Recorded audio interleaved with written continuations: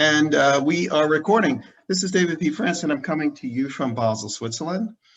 Before we get started with today's interview, I would like for those who are out there watching to like the video, subscribe to the YouTube channel, share the videos, let people know what we're up to. This is David P. France TV, and we are a platform for creators and creatives, artists, writers, thought leaders, inventors, small business owners, entrepreneurs. So today I'm speaking to someone who I guess you and I have been corresponding not so long ago, but I had been seeing your project. Today I'm speaking with Casey Hurd, and Casey Hurd has founded or has organized this small nonprofit. Let me let you talk about it, but it's called Ballet Rising. Yeah, so I started seeing your posts on LinkedIn, and I thought, this is someone I need to keep my eye on because of what I'm doing or what we're doing here. Tell us about yourself and tell us about Ballet Rising. Yeah, cool. Well, first of all, thanks so much for having me on. Yeah, I'm originally from the United States. I was born and raised in Salt Lake City, Utah. I wear my Utah Jazz hat everywhere. I started ballet when I was about 10 years old. It's kind of a fun little story. My mom was like, oh, take some ballet lessons, because I was taking my little sister to ballet anyway. So she was like, why don't you take some classes? And then I auditioned for the Nutcracker, which was a big deal in Salt Lake City. Kids come from all over the state and from Colorado and Idaho. And I auditioned. I think there was about 36 little boys that auditioned that year, and they cut 2 of us. So I was one of those 2 that was cut, and I was pretty disappointed. So my mom was like, okay, well, that's when she was like, yeah, why don't you take some lessons since you're taking your sister to ballet anyway. I did that, and I was like, okay, this is kind of cool. I enjoyed it. It was a real outlet for me because I wasn't doing very well in regular school. I wasn't communicating with other kids. I was kind of a mute. I was very shy and introverted and just failing all of my classes and everything. And my mom was like, okay, this could be a different outlet for you. And it was. I started to really come out of my shell and started really developing the communication skills with other kids. And I think around the age of 13 or 14, people were like, you're actually really good at this. You could have a real career here. And we were also pretty well, poor is very relative. Poor comparison to the circumstances at the time. Living on government assistance, mom with 4 kids and no education. And so for me, ballet kind of gave me an outlet.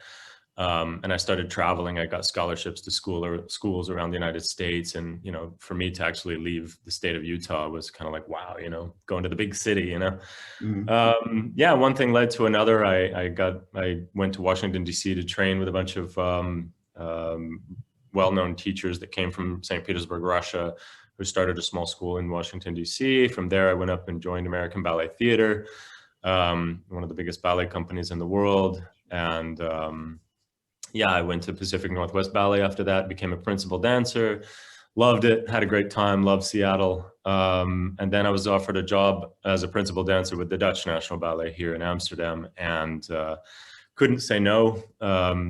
Went, did it, had a great time, guested with major ballet companies all over the world, had a phenomenal career, worked with all the top choreographers, danced in most of the major opera houses. It was just it was a dream come true. I loved it, had a great time. And then I retired just a couple years ago and founded a project. At the first, I didn't know what it was going to be. I was just like, I always loved traveling. And,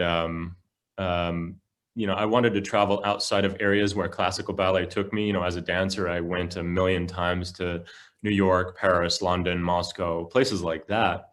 But I wanted the opportunity to travel more outside into places like sub-Saharan Africa, deep into, rural areas in Latin America and India and places like that. And I noticed that there was a big demand for teachers. People had ballet schools, and I thought, oh, this is wild. This is so far away from everything that's that that a typical ballet community would be, and yet they still have this drive to do it. And I thought, okay, I can do something with all of my knowledge and skills that I've developed all these years, and help a lot of people that would really love to have me there. So I started Ballet Rising, and I had no idea what it was going to be originally. I just thought, I want to teach ballet and travel and talk to cool people and explore interesting cultures. And over time, it sort of developed into a media project. And yeah, we've been kind of going now pretty solid for about 6 months. So that's kind of the short story. Well, I have some questions before we start talking about your organization. So the way that you've presented the story, it seems as if it was a very smooth ride, you know, and then I did this and then this, and then they brought me in here, whatever. I mean, can you give us a little more description or descriptive or anecdotal situation stories? Because I mean, first of all, the idea that you took to it very well. I mean, and we talked about this before, you know, what was the last week? I mean, your mother has a background in ballet, right? Or she at least understood what it was about, right? So that was a big advantage that you had, because you were placed more or less into the situation with the encouragement of your mother. Yeah. I mean, my mom being really supportive of me, first of all, just that alone was a huge advantage. She just was like, you know, she would do anything to help me develop as a person and everything like that. But yeah, she had some experience. She was an apprentice with Colorado Ballet in her teens. She didn't unfortunately get to dance professionally, but it was always her dream. And so yeah, she had some knowledge. She understood technique. She understood sort of the process of developing a young dancer. She wasn't super well, you know, she wasn't a world-renowned teacher or anything like that, Right. But she did have some knowledge, and she knew kind of a basic idea of what we needed to do to get me where I needed to go. So yeah. And was it immediately known by you or by her that, I mean, when you would go to class and you take these classes, I mean, did it dawn on you like, oh, okay, I'm pretty good? Or you just sort of sitting or standing there or rehearsing as if it was, you know, just another day? At first it was just kind of like, all right, I'm doing ballet, you know, and lots of kids are making fun of me. I was like, I don't care, whatever. You know, but yeah, after a while, people did give me a lot of positive reinforcement. People, you know, I have a natural body for classical ballet, long legs, nice, beautiful, high arched feet, things like that. Fairly flexible, had a really good jump. So yeah, I mean, I had a good facility, but people really gave me a lot of encouragement. And then for me, the real turning point was when I started getting scholarships and had the opportunity to leave Salt Lake City. And that was where I was like, whoa, okay, this could be fun, you know, because even when I was a little teeny kid, I always dreamt of living in New York City long before I got into ballet. And so ballet really became sort of a ticket for me to get to New York City. But I really enjoyed doing it. And more than anything, I really enjoyed the community. I liked my teachers, and I liked all the other kids that I was taking class with. It just gave me an environment where I felt like I could be me. Yeah. So I find it fascinating. That when we talked, which was maybe last week, I still find it fascinating because I think, and I've talked to a number of different creative people, artists, and I was like, I'm interested. Well, when did you know? Like, and how deeply did you know? And then when, you know, the kids are making fun of you, I mean, did it bother you, or did you like, or, you know, the way you presented the story was very much like, okay, and then I did this, and then I did this, and then I was there, and then like there was no drama for you personally in this sort of evolution to become a major. I'd say that's major. ABT is major.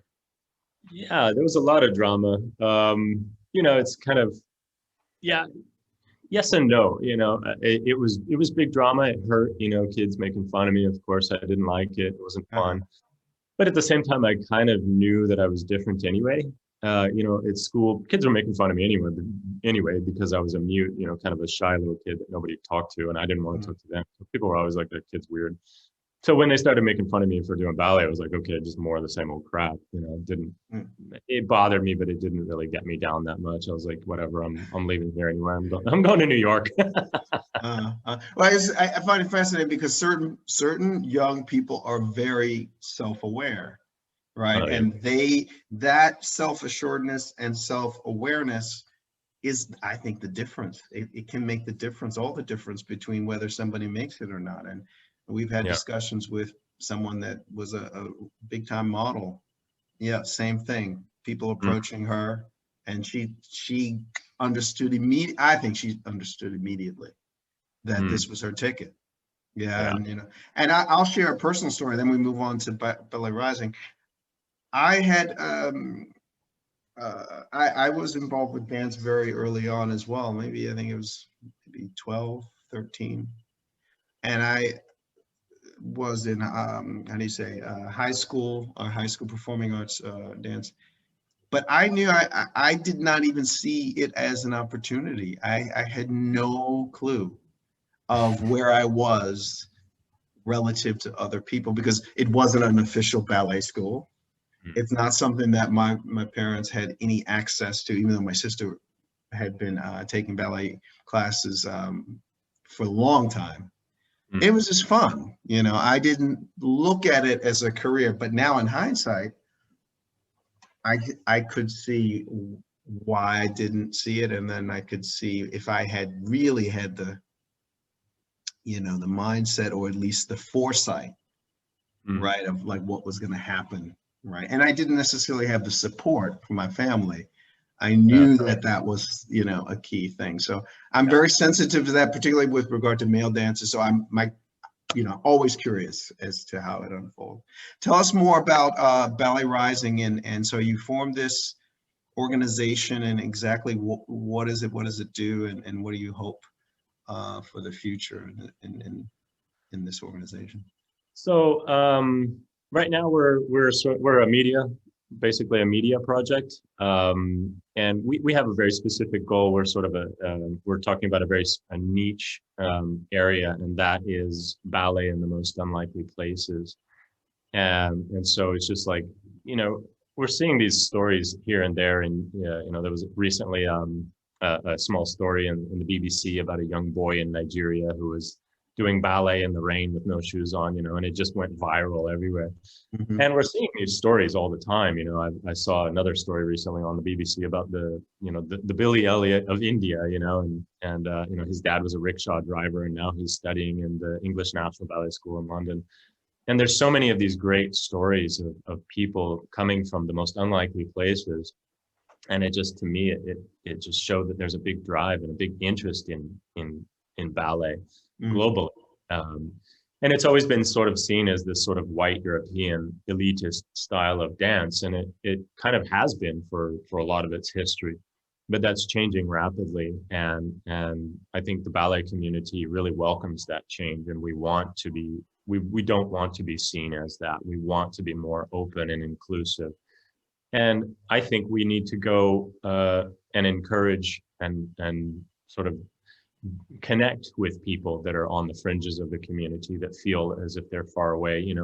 I think we need to do a much better job of going out into places that are far away and saying, hey, let's support these people and connect them and bring the people from the edges into the center of the community. And I think everyone in the ballet community agrees that will make us a much stronger and better community. So we're just basically telling these stories about what's happening and where and who, in a way that really just brings the community together. And so for right now, we're just telling about personal stories of individuals and communities, but we want to go a little bit further in the future to discuss more bigger topics. We released an article, I think it was about a year ago, about the community itself. I got some criticism not too long ago. This woman, she was an Italian woman, and she was like, why are you trying to help these poor people in Africa start ballet schools when we can't even support it here in Italy? And I thought, I think that's, you know, there's some thought to that, but at the same time, I really don't like the idea that we would be fighting over the scraps. You know, it doesn't have to be Italy or Africa. Why can't Italy and Africa and everyone else join together and speak with a more unified voice? And in the process, we'll make the pie bigger for everyone. And we don't have to say, oh, well, you know, we don't have to take it away from Italy, you know, and give it to Africa. We don't have to take it away from Africa and give it to someone else. Let's just make the pie bigger. And if we all join together and communicate and speak with a unified voice about the importance of art and dance in society, then I think we can do a really good job of that. And yeah, like I said, the biggest thing for me is just making the pie bigger. Yeah. Just curious, where did you have this conversation with the woman from Italy? Was it in Italy? Was it in where you are, the Netherlands? Where? It was over Facebook. I don't even know the person. She was just talking. She wrote a comment, and I thought, Yeah. okay, I'm going to respond to that. You know. Yeah. Well, it's always interesting because, you know, people can talk, as you know, but actually the doing is the most. I mean, that's when you show people who you are. Right. And it's such an easy thing for me. It's such an easy thing for me to go from 0 to 10 with that in mind. Perhaps when I say, yeah, I mean, when I was much younger, I would think second, like, oh, should I be doing this? Or, you know what I mean? Like, there's some hesitation. But now, you know, I'm at a point in my life where I can see specifically that ballet needs ballet needs everything, in my opinion, but ballet needs this kind of different thinking. You know, they need everything, like I said before, because as you know, and I'll say this and you tell me what you think, the art form is a very old, traditional form, dance art form. And it hasn't changed. The beauty of it is that, you know, it hasn't changed, but the problem in and of itself is that the world has changed. And so it's constantly trying to catch up with where everyone else in the art world, or the performing arts and arts in general, where they are. So I saw that as a young person, and I came up in the 80s when breakdancing was really big and, you know, hip hop was really big. So I could already see the fight that I would have if I were to go into that field. And I don't know, there's some people that say, like, look, there's always going to be someone that comes along that's so good that, like a Baryshnikov or whomever, that draws the attention to the art form. But you need to have young people consistently like that coming into the organization. It can't just be one or two. Yeah. Right? Yeah. So your programs like yours, or your ideas, are really important to keep this flow of talent moving into the space. Yeah, and just grow the community. I mean, I think people of every background, they see, you know, every style of dance, you know, and, you know, people look at ballet and they identify with it. They see a movement and a quality of movement that they go, okay, I like that. And yeah, it doesn't matter where you're from or what color your skin is or what your religion is, you know, it's just sort of like, oh, I like that. I want to be a part of that. And ballet has always struggled, you know, like you said, it is a very old and very, you know, traditional art form. But it has been changing a lot as well. I think that the traditionalists need to understand that the way we dance now is not the way we danced even 30 years ago or years ago. I mean, you look at these old black and white tapes of these, you know, dancers in the 1950s, and you know, we don't dance anything like that anymore. So it really has changed quite a lot. But to move forward, we need to stay true to what we are, and that beautiful movement quality and the aesthetics that we really like, that draws everybody in. But it's always a balance of saying, okay, what traditions really have value and we should hold to, and what traditions are kind of like, let's move on, you know? And I think the ballet community is having a huge conversation around that right now. There's a lot of issues with you know, just like Le Corsair, you know, it's like one of the characters in Le Corsair is a slave, you know, and we're like, okay, do we really want to represent slavery in that way? You know, let's, you know, there's a lot of issues that come up. And recently Misty Copeland, you know, a world-renowned ballerina, criticized the Bolshoi because they're still using blackface in La Bayadere for Indians. And it's, you know, it's like, okay, there's a tradition we might not want to hold on to. Right. So, I mean, this is just, yeah, it's just a constant sort of, I don't want to say battle, but conversation around staying relevant, but also staying true to your history. And what is your history? What parts of your history do you identify with? And what parts do you kind of want to say, okay, let's leave that in the history books and move forward? Let me ask you a question about the different ballets that are traditional, and you know, they always get airtime, right? Mm-hmm. I think one of the things that I wouldn't use the word bothered me, but that's too strong of a word. But in my eyes, dance is supposed to be this sort of free expression art form, but yet in the ballet world, there's sort of this repertoire that is a constant, right? That everybody seems to repeat over and over and over again, right? So how does somebody change that? I'm asking just a basic broad question. Let's say, okay, you don't want to, you know, have the slave in Le Corsair. How do you get new work into a ballet company, and how does it become the new establishment? And if everyone is sort of still looking at the old repertoire or the classical repertoire and classical ballet, how does that work, or does it work at all?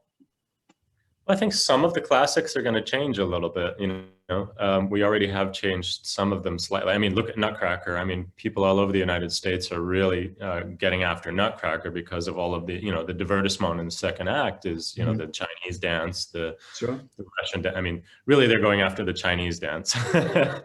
And so ballet company, I don't know what the solution is, but they're saying, okay, we need to take this out and or do something differently. So the classics are going to change, at least as far as the classics that that have some type of content in it that may not be relevant to us right now. But I think mostly we're creating new classics. There's a lot of new productions that are going on, and those productions are really going to be more representative of us now, you know. So I think there's going to be more stories from different regions around the world that represent those cultures in a little bit more of a better light, rather than just being some fanciful sort of thing that we would have done, you know, 50, 60 years ago. Yeah. So it's that constant change and what has to change and what we can hold on to. Yeah. So you mentioned that you are a media company. So what type of media do you work in? Is it it's mainly online, or is it video interviewing? How does it work, or where can we see more of this? Yeah, we've got basically two formats for right now. The original idea was that I was going to be traveling around the world making films myself, because I do a lot of photography, and I do make some short films. So I was going to be traveling around the world and making films of me doing that. Unfortunately, this thing called COVID-19 hit, and none of us want to talk about anymore, but it's still here. Yeah. So I'm doing a lot of interviews online, like what we're doing right now. I'm just talking to people. I talked to a friend of mine who's a world famous ballet dancer. He's originally from Brazil, Danny Camargo. So I did an interview with him today. We were just talking about his life growing up in Brazil and becoming a world-renowned dancer, but just everyone from around the world. I spoke to some people from Indonesia the other day, from India, Mexico. And then we also have written content. So Lindsay Elisa King, who is our content creator, writer, she's a PhD from UCLA, and she got her PhD in history and dance. A few other things. She's really smart. Anyway, she's doing a lot of written content, so she's writing a lot of articles about what's happening around the world. She recently did a really interesting article about a dance company in Namibia, and they're the only professional dance company in all of Namibia. And they actually started off as a health organization. They were traveling around the country giving health messages to people in all different regions. Unfortunately, I think there's 6 or 7 different official languages in Namibia, all of them very unique and different. And so nobody can understand each other. And it's very difficult to get across basic health messages. And so they started doing it through body language, which was very effective. And they ended up becoming a dance company. And so they're going around the country giving health messages to the community through the medium of dance, rather than trying to hire 6 interpreters for everything. They'll just tell people through body languages.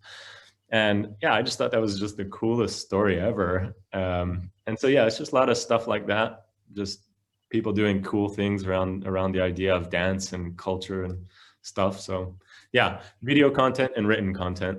Mm-hmm. Well, truth be told, there are a lot of people out there that I think need to hear what you're up to. I mean, one of the issues that nonprofits have has to do with publicity, right, and promotion. So just another side note, I worked in different areas in the media, and I worked briefly for a record company, one of the top record companies. So I worked in promotion, and I love promotion, right? So part of the reason why I wanted to have the conversation with you today is I get to promote another video of another dance initiative or dance project, or and I've been doing it for a long time, right? So I'm very happy to hear that people like yourself are taking their own initiative and coming up with solutions, right? And it dance has to be promoted, so what you're doing is really important, and people need to know about it, right? So, and I would say this: there are probably a lot of people out there that would be interested in contributing to what it is you're doing. It's just that there has to be some sort of presentation. Yeah. Cool. Well, thank you so much. Yeah, no problem. And we talked about this also before we had this conversation today. You were involved in sports in Utah, weren't you? For a little bit, yeah. A little bit, right? I'm a sports fan. I mean, yeah, you're a sports fan. So, one of the things that sports has over the arts is that there's lots of money, lots of marketing, and lots of promotion. Oh yeah.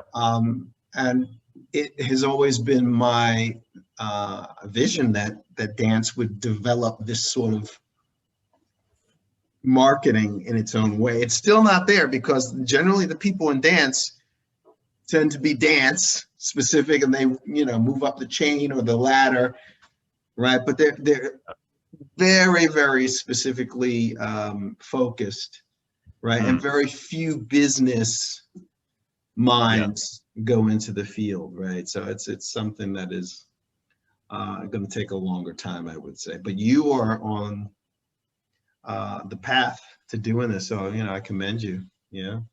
Well, I think I always felt the exact same way, and I totally agree with you. But one thing I noticed, COVID-19 really changed all of that.